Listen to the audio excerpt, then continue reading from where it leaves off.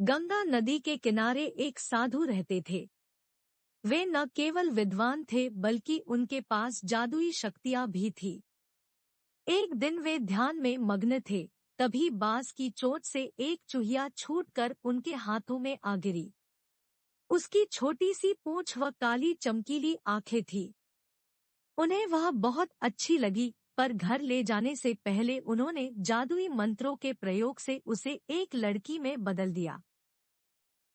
वे उस लड़की को घर ले जाकर पत्नी से बोले, तुम हमेशा से संतान चाहती थी ना? तो लो, आज से यही हमारी पुत्री है। इसे पूरी देखभाल व स्नेह से पालो। साधु की पत्नी भी अपनी पुत्री को देख प्रसन्न हो उठी। वह उसे राजकुमारी की तरह पालने लगी। साल बीतते गए, नन्ही लड़की एक सुंदर युवती बन गई। जब वह 18 वर्ष की हुई, तो साधु व उसकी पत्नी उसके लिए वर तलाशने लगे। साधु ने कहा, मेरी बिटिया का विवाह ऐसे व्यक्ति से होना चाहिए जो सबसे बड़ा हो। मेरे हिसाब से सूर्य ठीक रहेगा। पत्नी ने भी हामी भरी। उन्होंने जादुई मंत्रों के प्रयोग से सूर्य को नीचे बुला लिया। उन्होंने उसे अपनी पुत्री से विवाह करने को कहा, पर पुत्री ने पहले ही मना कर दिया। वह बोली, पिताजी, यह तो बहुत गर्म है। मैं उससे विवाह करूंगी जो इससे भी बेहतर हो। साधु निराश हो गए। उन्होंने सूर्य से कहा कि वे ही कोई वर सुझाए।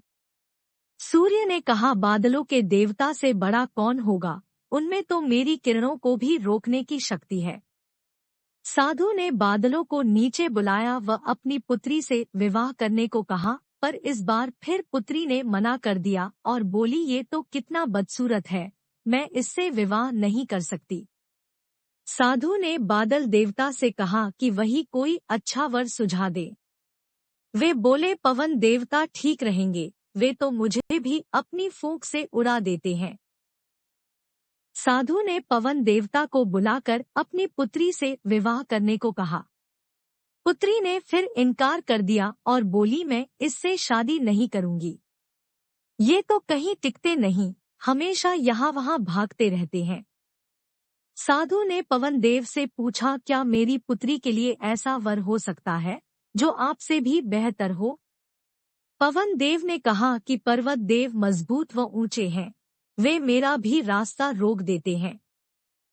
साधु ने पर्वत देवता से कहा कि वह उसकी पुत्री से विवाह कर ले।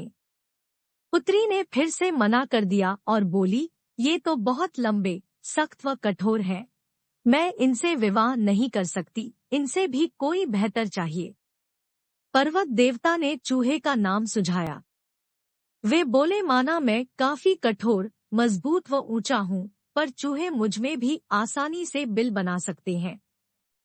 साधु ने चूहे को बुलाया। उसे देखते ही उसकी पुत्री खुशी से उछल पड़ी और बोली कि हाँ पिताजी, यही तो है वह, मैं जिससे शादी करना चाहती थी।